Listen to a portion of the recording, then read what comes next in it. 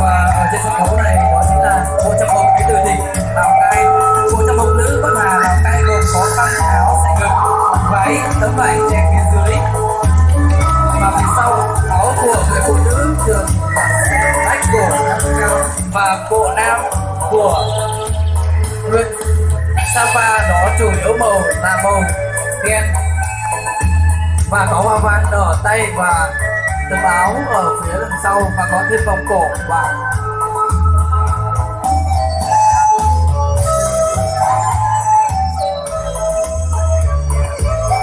như thưa quý vị, đây là bộ trang phục đến từ tỉnh Điện Biên. Đây là trang phục đến từ tỉnh Điện Biên, và đến chỉ cần nhìn ra các bạn biết có thể nhận được diện được ngay từ trang phục của tỉnh Điện Biên, đó chính là trang phục của nữ màu đen thì chủ yếu màu đen, hai bên xẻ áo xẹp vải thêu hoa văn trên cổ áo, vắt siêu hình thêu bằng chỉ đỏ làm nổi lên cái áo kèm, sau đó là đi dây lưng và một cái vải lanh màu đen, và chủ yếu vẫn là đối với nam vẫn là chủ yếu là màu đen.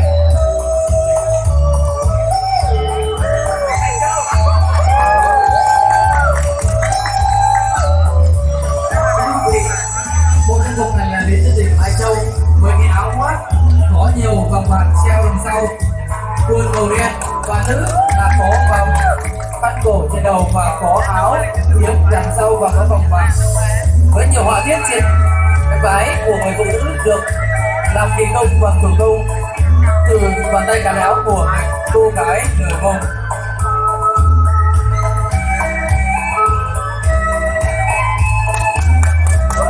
Thưa quý vị, xuất hiện ngay trên sân khấu lúc này đó chính là bộ trang phục đến từ tỉnh Sơn La với nhiều họa tiết đến từ người phụ nữ, với nhiều trang trí, nhiều họa tiết kỹ xảo. Áo của người phụ nữ thường xẻ rách cổ trên vai cao và ngực có đẹp thêm vải màu đen. Áo khoác ngoài thì được thêu rất đẹp và bằng đá sắc màu để có độ bóng, có độ vạch to và vạch nhỏ, áo dài tay và có nhiều hoa văn nổi bật thường là ở ngực. Thưa quý vị, và bộ trang phục có trước mặt quý vị đó chính là bộ trang phục đến từ Hà Giang. Trang phục đến từ mông trắng gồm các đôi đầu, áo váy lưng, áo gồm hai lớp, áo lót trắng và áo bên trong có thêm hoa văn hình hình vuông, hình chữ nhật, hình tam giác, và váy màu trắng được xếp thành đi khi bước di tập hình xúc xích và đung đưa có váy và yếm ở mặt sau.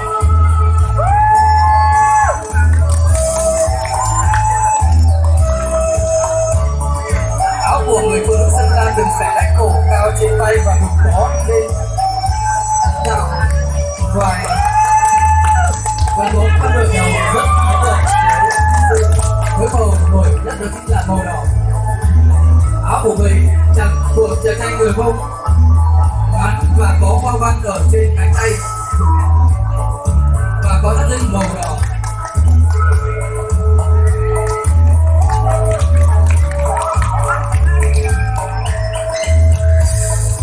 Lào Cai mảnh đất kết phủ những đồi, có cô em gái, có anh chàng người Mông. Giờ đây em may từ tay mẹ, em khóc lên mình một trang phục đáng yêu. Kính thưa quý vị, đây là một trang phục đến từ tỉnh Lào Cai. Trang phục nữ Bắc Hà Lào Cai gồm khăn áo xẻ ngực, váy tấm vải che phía dưới váy.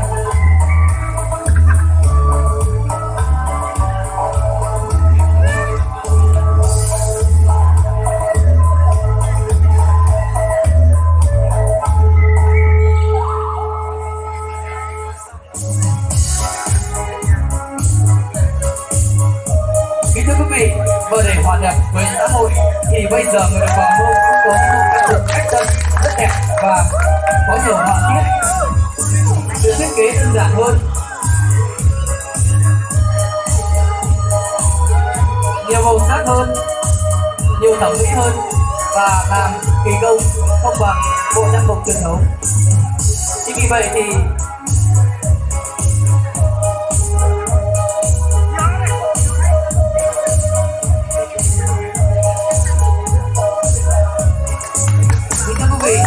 lập được cách tân như tất cả các tỉnh đều giữ được nét truyền thống, nét văn hóa riêng của tỉnh mình. Như quý vị thấy thì mỗi bộ trang phục nó đều có một vẻ đẹp riêng, đặc sắc riêng của văn hóa.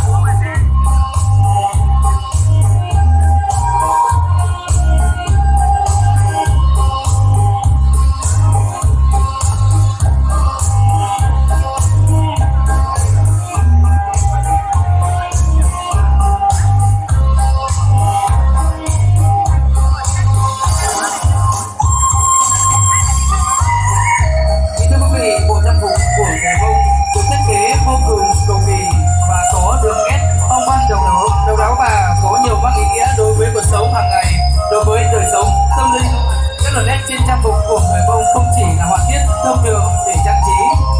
Nó còn có ý nghĩa kết nối quá khứ với hiện tại và những ước vọng cảm xúc trong cuộc sống để nhắc nhở nhau về lịch sử, văn hóa truyền thống của đồng bào người Mông. Họ coi những màu sắc này sẽ mang đến may mắn, ấm no, hạnh phúc, qua đó cũng thể hiện những khát vọng về một cuộc sống hàng ngày tốt đẹp hơn.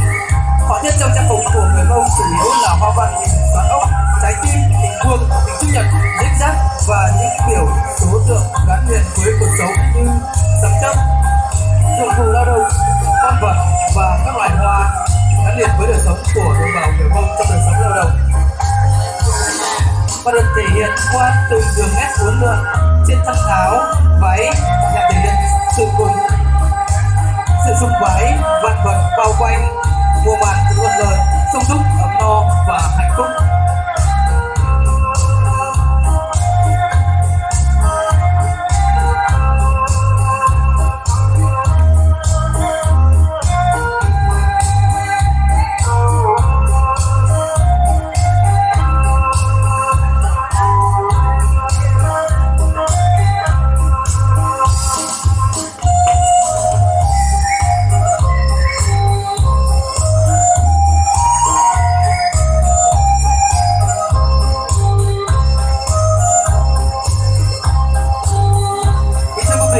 Với rất rộng khắp, trang phục cổ truyền của người phụ nữ Mông gồm rất nhiều bộ phận cầu kỳ hợp thành những khăn đội đầu, bọc mũ, áo, váy và thắt lưng. mái được xếp thành đinh khi bước đi tạo sự nhịp nhàng đong đưa và người mong được quan điểm với các mô hình càng tỉ mỉ càng chắc tay thì càng thể hiện được sự khéo léo trong con bé hạnh phúc và những sự giàu sang sung túc của gia đình. Chính vì vậy thì ngay từ khi còn nhỏ, những người cô gái Mông đã được bà mẹ dạy làm chùa thủ công để có được những bộ trang phục luôn được theo tỉ mỉ và đẹp mắt trong các ngày hội, đặc biệt là ngày Tết cổ truyền của đồng bào người Mông. Ngày nay nhu cầu của giới trẻ và nhiều thời trang mới, chính vì vậy thì đường nét trên trang phục của người Mông ngày càng đa dạng và hiện đại hơn. Tuy nhiên vẫn giữ được nét giá trị đặc sắc và không có đi khuôn mẫu trang phục truyền thống của đồng bào người Mông. Đối với người Mông, trang phục của người phụ nữ có ý nghĩa không chỉ bảo vệ sức khỏe, thể thân mà còn ẩn chứa rất riêng để làm đẹp và phân loại các dân tộc Mông khác nhau trong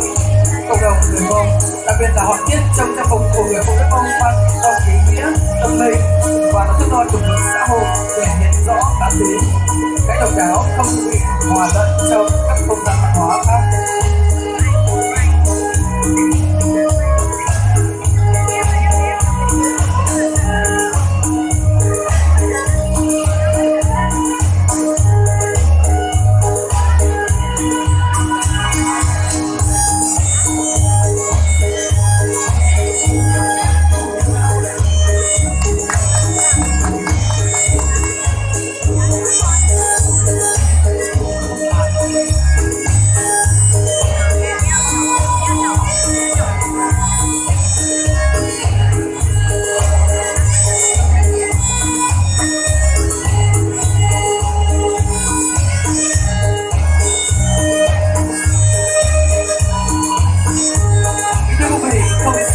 Rực rỡ, không sắc màu và nổi bật như trang phục phụ nữ, trang phục nam giới thường bộ đơn giản với màu đen chủ đạo cũng đã góp phần tôn lên vóc dáng khỏe khoắn của người đàn ông người Mông. Người Mông luôn có ý thức giữ gìn bản sắc văn hóa dân tộc mình. Hầu hết trang phục nam giới đều do người phụ nữ Mông làm ra. Để chịu nghiệm được điều đó thì một trang phục truyền thống theo người Mông phải trải qua nhiều bước nhiều công đoạn làm thủ công từ những người vợ, những người mẹ và những người phụ nữ người Mông của của các nhóm Mông hầu như giống nhau, đều có áo thắt lưng, quần áo được quay theo kiểu sải ngực, cổ tròn lớn, áo không có cổ vai được xẻ dài hai bên mông, có túi ở hai bên và túi áo. Áo có hẳn cúc vai ở phía dưới phía trước. Màu sắc chủ đạo chủ yếu là màu đen.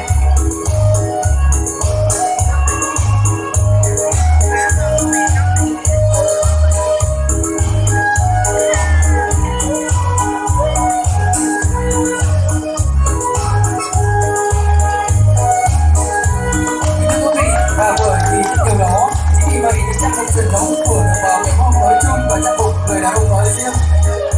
được duy trì, giữ gìn và bảo vệ và phát huy trong tương lai hơn nữa.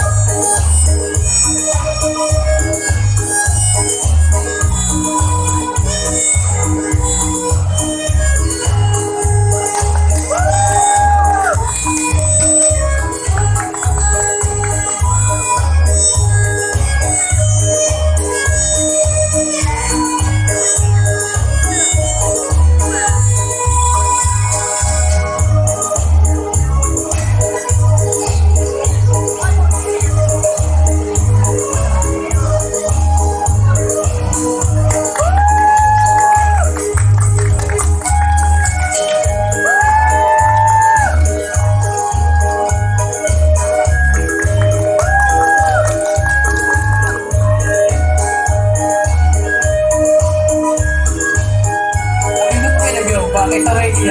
xin mời quý vị cùng di chuyển lên khu vực sân khấu để chụp ảnh lưu niệm cùng với chúng em trong buổi sáng ngày hôm nay. Xin trân trọng kính mời. Tôi xin được mời hai hàng chúng ta di chuyển xuống bên dưới để đại biểu đứng lên hai hàng cao cùng. Xin mời các bạn sinh viên trình diễn trang phục chúng ta đứng phía dưới và